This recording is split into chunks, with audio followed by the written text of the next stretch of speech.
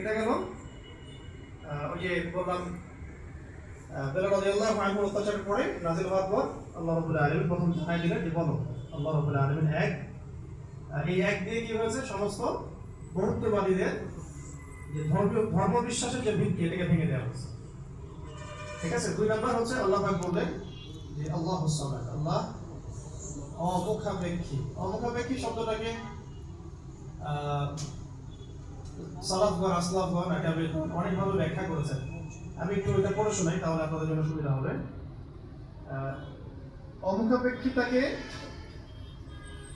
ইমামগণ কয়েকভাবে ব্যাখ্যা করেছেন। আল্লাহুস সামাদ এটাকে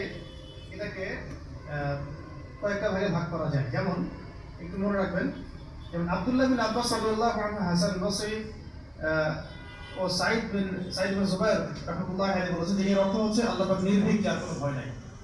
আল্লাহুস সামাদ মানে আল্লাহ পাক নির্ভীক, যার কোনো ভয় নাই। এমনিতে আমরা বাংলা বুঝলাম আল্লাহুস সামাদ মানে আল্লাহ পাক অমুখাপেক্ষী, মানে যার কাউকে প্রয়োজন নাই, সমস্ত সৃষ্টি তাকে প্রয়োজন, এবং তিনি সমস্ত সৃষ্টি থেকে অমুখাপেক্ষী, কোনো জরুরত নাই সৃষ্টির কাছে তার। আল্লাহ পাক কারো কাছে রিজিক চান না, কারো কাছে আল্লাহ পাক রিজিক চান না। এমন না যে আমরা সবাই আল্লাহর ইবাদত করলে আল্লাহ পাকের শক্তি বেড়ে যাবে, মোটেই না। আল্লাহ পাক যেমন ছিলেন তেমনই থাকবেন। আর এমন না যে সব মানুষ যদি কুফরি করা শুরু করে আল্লাহ পাকের শক্তি কমে যাবে, কখনোই না। আর এই পুরো বিশ্ব জাহান সৃষ্টি করার আগে আল্লাহ যেমন ছিলেন, আজও তেমন আছেন, চিরকাল তেমন থাকবেন।